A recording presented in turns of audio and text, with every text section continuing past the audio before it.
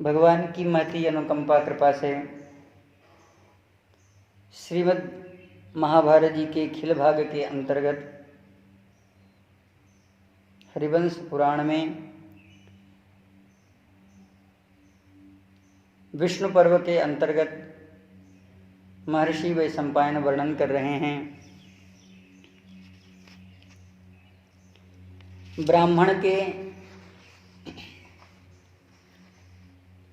मानस अभीष्ट पूर्ति के लिए भगवान श्री कृष्ण ने अर्जुन को यह उपदेश दिया कि हे तात, गम्यते कौरवश्रेष्ठम शक्यते यदि रक्षितुम। आप जाओ, यदि आप ब्राह्मण की रक्षा कर सकते हो तो। अर्जुन यह वर्णन कर रहे हैं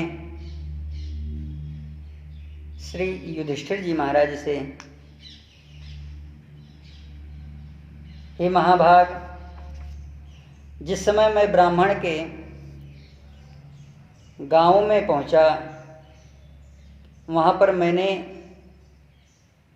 अशुभ की सूचना बहुत सुनी। ततः शकुनयो दीप्ता मृगास्य क्रूर भाषिणः। इतना ही नहीं, संध्या रागो जपावर्ण मानुमाश्चैव निष्प्रभः। भगवान सूर्य की प्रभा भी फीकी पड़ रही थी। और जब वह समय आया, गतेर्धरात्रे समये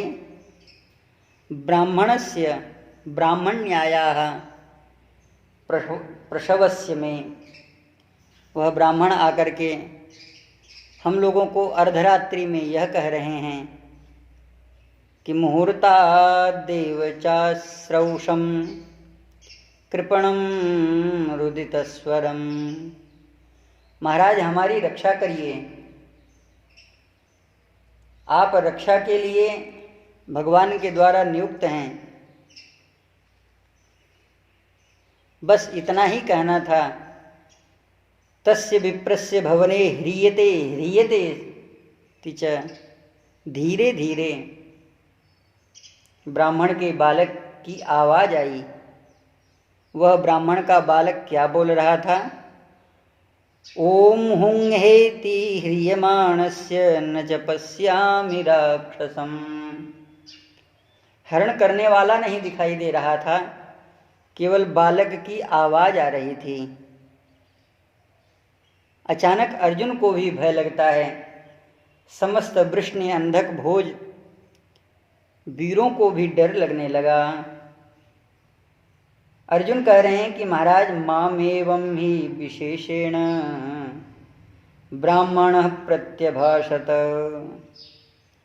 इन वीरों को डरा हुआ देख करके, खास करके मुझे उस ब्राह्मण ने सुनाते हुए कहा, वृथा तुम स्पर्धसे नित्यं कृष्णेनामित बुद्धिना, यदि स्यादिह गोविंदो नैत्यदत्याहितं भवेत्। मैं यह समझ गया कि भगवान श्री कृष्ण के अलावा और कोई मेरी रक्षा नहीं कर सकता। श्री हनुमान बाहुक में गोस्वामी जी महाराज ने इतनी प्रार्थना की है और अंत में यह भी कहा है, मुझे विश्वास हो गया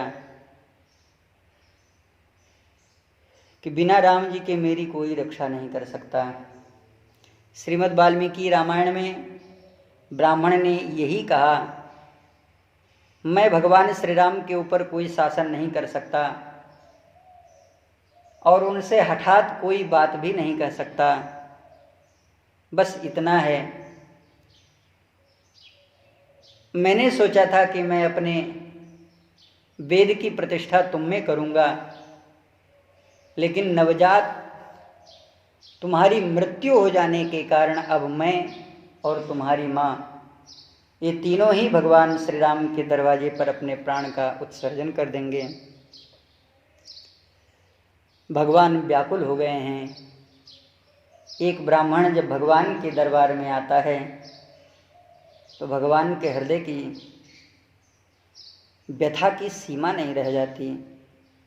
इधर ब्राह्मण अर्जुन से कहते कहते भगवान कृष्ण का स्मरण करने लगते हैं और अर्जुन ने अग्नि में प्रवेश करने का मन बना लिया। स्वयं अर्जुन कह रहे हैं कि महाराज मैं अग्नि में प्रवेश करने जा ही रहा था कि दर्शये द्विजसूनुम ते मामवज्ञात्मनात्मना आत्मना माम अवज्ञाय। भगवान ने कहा अर्जुन विषाद मत करो, मैं तुम्हें ब्राह्मणों के बालकों का दर्शन कराऊंगा। कीर्तिम त एते विपुलां स्थापयिष्यन्ति मानवा इति संभाष्य मां स्नेहात् समाश्वास्य च माधव। इतना ही नहीं, भगवान ने यह भी कह दिया कि ऐ दारुक, रथ से तुम उतर जाओ। महाभाग अर्जुन, अब आज से तुम मेरे इस रथ का वहन करो और मैं जहाँ कहता हूँ वहाँ लेकर के चलो। महाराज, एक ब्राह्मण थे, एक मैं था और एक द्वारिकाधीश थे। ततः समास्थाय रथम कृष्णोहम ब्राह्मणस्य सच। इसके बाद हम लोगों ने प्रस्थान किया। सबसे पहले उस स्थान पर गए, रथ पर बैठकर सोमपालित उत्तर दिशा की ओर चले हैं। बहुत से पर्वत के समूह, सरिताओं, वनों और नदियों को लांघकर हमने भगवान वरुणालय समुद्र का दर्शन किया। साक्षात भगवान समुद्र हाथ जोड़ करके भगवान जनार्दन का अर्घ्य प्रणाम करते हुए उनका अभिनंदन किया है। प्रतिगृह्य सतां पूजां तमुवाच जनार्दनः। समुद्र का दर्शन करते ही भगवान ने उनके आतिथ्य को स्वीकार किया और आतिथ्य स्वीकार करते ही समय भगवान यह कह रहे हैं, रथान पंथाम इच्छामि।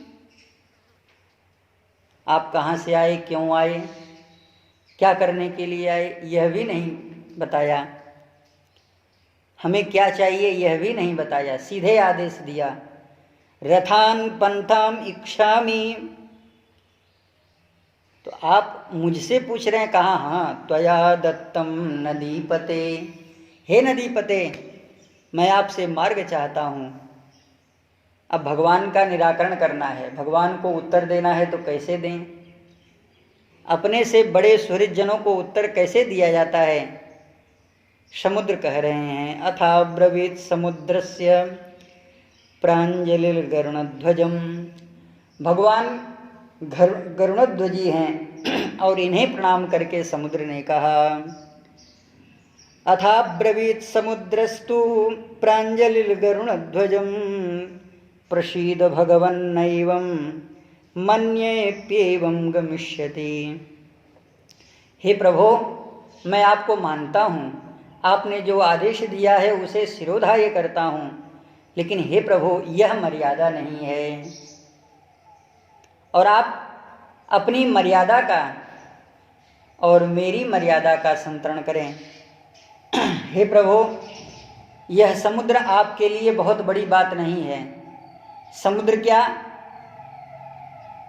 आप पूरे ब्रह्मांड को उलट पलट कर सकते हैं, लेकिन जिस मर्यादा के लिए आप जाने जाते हैं, हे प्रभु, त्वयैव स्थापितं पूर्वम, जिस मर्यादा में आपने मुझे बांध रखा है, पूर्वम अगाधोस्मि जनार्दन, आप मुझे उसी रूप में प्रतिष्ठित रहने दें। त्वया प्रवर्तिते मार्गम यास्यामि गमनायताम। मैं अगाध हूँ, आप मेरे भीतर मार्ग बना लेंगे, यह मुझे उचित तो लगता है, लेकिन हे प्रभु मर्यादा की सीमा का उल्लंघन न करें, क्योंकि मर्यादा आपने बनाई तो मर्यादा आप तोड़ेंगे तो लोग भी यही करेंगे। इसलिए मर्यादाहीनता नहीं आपको करनी चाहिए। अप्यैवमेवं गमिष्यन्ति राजानो दर्पमोहिता एवं संचिन्त्य गोविंद यतक्षमं तत्समाचर। हे प्रभु, फिर तो यह अभिमान मोहित हुए दूसरे राजा भी मेरा लंघन करेंगे और यह उचित नहीं है। ब्राह्मण को समुद्र का संतरण नहीं करना चाहिए। एक मर्यादा है, क्योंकि समुद्र पार करने से उसे पाप लगता है। आज भगवान वासुदेव श्री कृष्ण कह रहे हैं कि हे सागर देव, तुम इस ब्राह्मण के लिए और मेरे लिए मेरी बात को मान लो। मेरे सिवाय तुम्हारा कोई और संतरण नहीं कर सकता। मद्रते न पुमान कश्चित अन्यस्त्वाम धर्षयिष्यति। सागर का संतरण और कोई नहीं कर सकता, केवल मैं कर सकता हूँ। इसलिए भागवत महापुराण में भगवान ने स्वयं कहा है कि किन्नराणाम हनुमदोस्मि, मैं हनुमान हूँ। मद्रते न पुमान कश्चित अन्यस्त्वाम धर्षयिष्यति अथा ब्रवीत समुद्रस्तु पुनरेव जनार्दनम। भगवान वासुदेव कह रहे हैं कि हे सागर, ब्राह्मण के श्राप से आप डरो।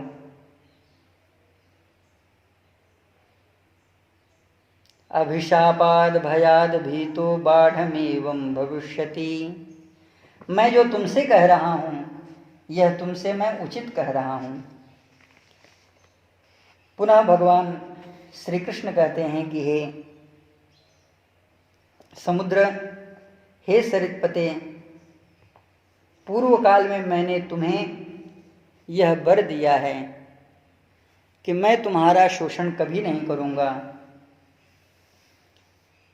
शोषयिष्यामि मार्गम ये ते त्वं कृष्णं यस्यसि रथेन सह सूतेन सध्वजेन तु केशव।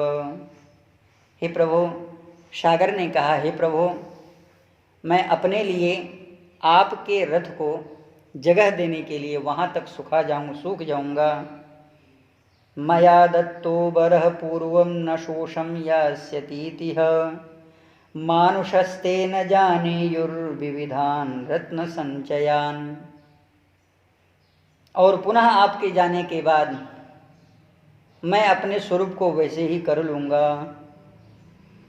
हे प्रभु, आपका रथ भी चला जाए और मैं सूखूं, शुष्क भी न हूँ, इसका केवल एक ही उपाय है, जलस्तंभनम साधु त्वं ततो यास्याम्यहं रथी न कश्चित् प्रमाणं ते रत्नं वेश्यते नरः। मुझ में रत्न का प्रमाण भी कोई न जान पावे और आपका यह रथ मेरा अतिक्रमण भी कर दे।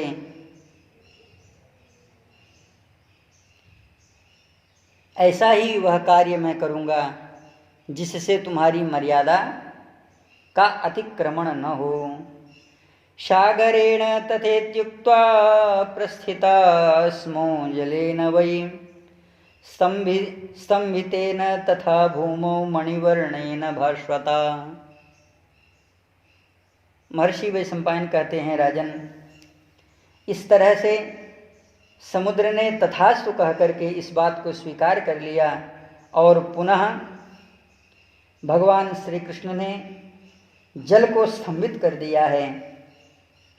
वह मार्ग भूमि पर स्थित प्रकाशमान मणिमय के प्रभा से उद्भासित होने लगा है।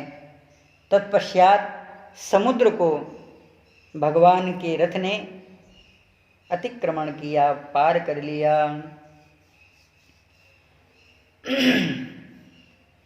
एक क्षण में भगवान का रथ गंधमादन पर्वत के ऊपर उत्तर कुरु में जा पहुंचा। पुनः जयंत, वैजयंत, नील, रजत, महामेरु पर्वत, कैलाश, इंद्रकूट नाम वाले 7 पर्वत भगवान श्री कृष्ण की सेवा में पुनः उपस्थित हो गए। सागरेण तथेत्युक्त्वा प्रस्थिता स्मो जलेन वै स्तंभितेन तथा भूमौ मणिवर्णेन भास्वता ततोर्णवं समुत्तीर्य कुरुनप्युत्तरान्वयं क्षणेन समतिक्रान्ता गन्धमादनमेव च ततस्तु पर्वता सप्त केशव समुपस्थिताः जयन्तो वैजयन्तस्य नीलो रजतपर्वतः महामेरुष कैलास इन्द्रकूटस्य नामतः बिभ्राणावर्णरूपाणि विविधान्यद्भुतानि च उपस्थाय च गोविन्दं किं कुरुमेत्य ब्रुवांस्तदा तांश्चैव प्रतिजग्राह विधिवन् मधुसूदन। ये पर्वत भगवान के समक्ष बड़े विनीत भाव से एकदम आज्ञाकारी सेवक की तरह हाथ जोड़ करके खड़े हो गए। भगवान ने सबके आतिथ्य को स्वीकार किया है। उपस्थाय च गोविंदम, हे प्रभु हम आपकी क्या सेवा कर सकते हैं। भगवान ने कहा, तानुवाच ऋषिकेश प्रणमावनतान् स्थितान् विवरम गक्षतो मेद्य रथमार्ग प्रदीयताम। यहाँ भी भगवान ने आदेश किया है और कहा, हे पर्वत समूहों मुझे मार्ग प्रदान करो, मेरे रथ को आगे जाने के लिए तुम लोग सुमार्ग के रूप में परिणत हो जाओ। ते कृष्णस्य वचनं श्रुत्वा प्रतिगृह्य च पर्वताः प्रददुः कामतो मार्गम गक्षतो भरतर्षभ। श्री शुकाचार्य जी महाराज ने इस विषय को बड़ी सुंदर और अपने शब्दों के जाल में गोपन करके कहा है कि भगवान द्वारिकाधीश की यह जो यात्रा है यह बड़ी ही दुरूह यात्रा है, जिसका योगी जन भी अनुसरण नहीं कर सकते हैं। और भगवान स्थूल से सूक्ष्म की यात्रा कर रहे हैं।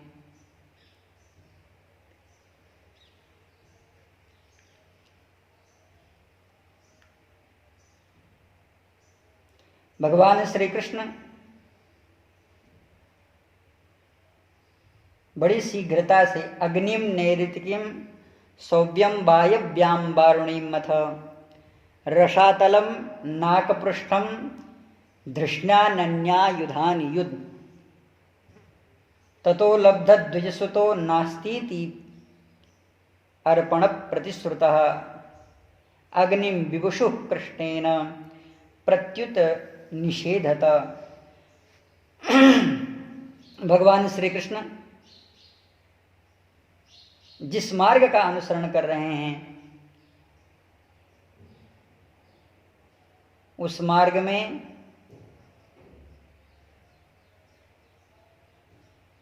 श्रीधरी टीकाचार्य कह रहे हैं कि एजंत उच्चलंतो बृहंतो महांतः उर्मयोः भूषणम यस्य तत्सलिले भवनम महाकालपुरम द्युत्तमम द्युतिमतत् श्रेष्ठम।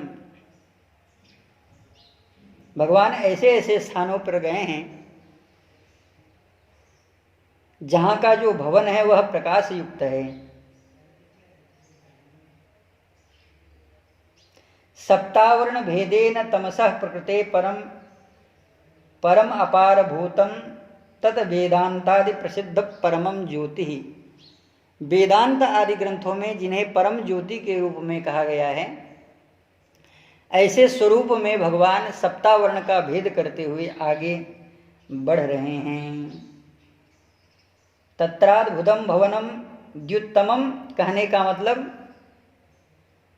कहा कि यह दैवेश्वर इक्षयोपसृष्टम कृतम, यह भगवान ऐसा चाहते थे इसलिए ऐसा हुआ, इसे इसी तरह से माना जाए। क्योंकि भगवान अर्जुन के साथ इस यात्रा का स्वरूप ब्राह्मण को दर्शन कराना चाहते थे कि ब्राह्मण यह जाने कि मेरे पुत्र कहाँ हैं। सप्तद्वीपान् ससिन्धुश्च सप्त सप्त गिरिनथ लोकालोकान् तथातीत्य विवेशं सुमहत्तमः ततः कदाचित् दुःखेन रथमुहुस्तुरंगमाः।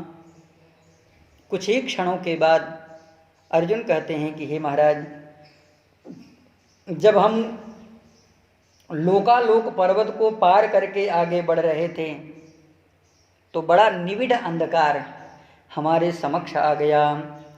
यह अंधकार कैसा था? कहा पंकी भूतम। पंकी मतलब होता है कचड़ा युक्त, कीचड़ युक्त जो अंधकार था यह हमें दिखाई दिया, जिसका स्पर्श अत्यंत दुख युक्त था। तिमिरम स्पर्शाद विज्ञायते नृप अथ पर्वत भूतम तम तिमिरम समपद्यत।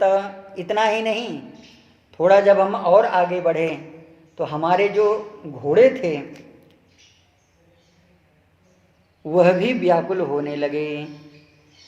तदा साध्य महाराज निष्प्रयत्नाहया स्थिता। वह चलने को तैयार तो थे, उनकी गति रुक रही थी क्योंकि उन्हें मार्ग नहीं दिखाई दे रहा था। वे घोड़े चारों तरफ भाग रहे थे और जिस लक्ष्य के लिए हम लोग निकले थे वहाँ पर नहीं पहुँच पा रहे थे। जो अंधकार स्पर्श के रूप में था, हे महाराज, उसके पास पहुँच करके रथ और घोड़े निश्चेष्ट होकर के खड़े हो गए। तब भगवान गोविंद ने अपने चक्र को उस अंधकार को विदीर्ण करने का आदेश दिया। आकाशं दर्शयामास रथपन्थानमुत्तमं निष्क्रम्य तमसास्तस्माद् आकाशे दर्शिते तदा भविष्यामिति संज्ञां मे भयं च विगतं मम ततस्तेज प्रज्वलितम् अपश्यत् तदांबरे। जब भगवान का चक्र घोड़ों के आगे बढ़ा, सर्वलोकं समाविश्य स्थितं पुरुष विग्रहम्। मुझे तो यह डर लग रहा था कि महाराज, मैं इस आकाश के दर्शन करके मैं जी पाऊंगा या नहीं जी पाऊंगा। फिर तो मेरा सारा भय दूर हो गया। इसी के बाद मैंने आकाश में एक प्रज्वलित तेज का दर्शन किया जो पुरुष के आकार में स्थित था। वह संपूर्ण लोकों में व्याप्त सा जान पड़ रहा था। उस समय भगवान ऋषिकेश उस प्रज्वलित तेज राशि में समा गए, किंतु मैं वहीं श्रेष्ठ ब्राह्मण के साथ रथ पर ही बैठा रहा। श्रीमद् भागवत में श्री शुकाचार्य जी महाराज कहते हैं कि भगवान श्री कृष्ण और अर्जुन ये दोनों प्रवेश कर गए हैं उस दिव्य भवन में। तम प्रविष्टो ऋषिकेशो दीप्त तेजो निधिम तदा रथ एव स्थितश्चाहं स च ब्राह्मण सत्तम स मुहूर्ता ततः कृष्णो निश्चक्राम तदा प्रभु चतुरो बालकान् गृह्य ब्राह्मणस्यात्मजांस्तदा। इस विषय को यहाँ पर गोपन कर लिया गया है और पुनः अर्जुन कह रहे हैं कि हे महाराज, कुछ ही देर के बाद में भगवान तीन ब्राह्मणों के साथ, ब्राह्मण बालकों के साथ आए। एक ब्राह्मण का जो बालक था वह भगवान की गोद में था, वह बहुत छोटा था। प्रददौ ब्राह्मणाथाय पुत्रान् सर्वान् जनार्दन, 3 वो और 1 4, इन दोनों चारों को भगवान ने ब्राह्मण को दे दिया। अब मेरे मन में शंका हो गई कि ये भगवान कैसे अंदर गए, हम लोग यहीं पर रहे। प्रददौ त्रयः पूर्वं मृता ये च सद्यो जातस्य बालकः प्रहृष्टो ब्राह्मणस्तत्र पुत्रान् दृष्ट्वा पुनः प्रभो। एक बार भगवान को देखें, दूसरी बार उन ब्राह्मण बालकों को देखें। अर्जुन स्वयं कह रहे हैं अहम च परम प्रीतो, पहले तो मैं प्रसन्न हुआ लेकिन विस्मितस्याभमं तदा, मेरे मन में हे महाराज उस समय बड़ा आश्चर्य हुआ। पुनः जैसे हम लोग गए थे वैसे ही पुनः द्वारिका में लौट आए। ततो वयम पुनः सर्वे ब्राह्मणस्य चते सुताः यथागतं निवृत्ता स्म तथैव भरतर्षभ। ततस्म द्वारिकां प्राप्ता क्षणेन नृपसत्तम असंप्राप्तेर्धदिवसं विस्मितोऽहं पुनः पुनः। जाने के समय में तो समय लगा जाते हुए, कहाँ कहाँ गए, कैसे कैसे गए, समुद्र को पार किया, लोकालोक पर्वत को पार किया, लेकिन महाराज हम एक ही क्षण में पुनः वापस आ गए।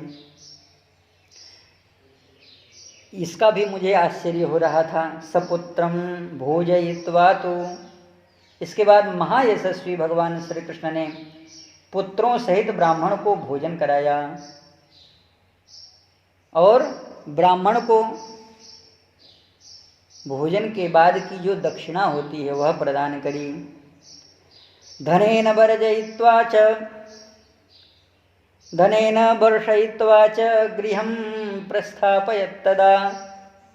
जय जय श्रीमद् महाभारते अखिल भागे हरिवंशे विष्णु पुराणे वासुदेवात्मक महात्म्ये ब्राह्मण पुत्रानयने त्रयोदशाधिकशततमोऽध्यायः।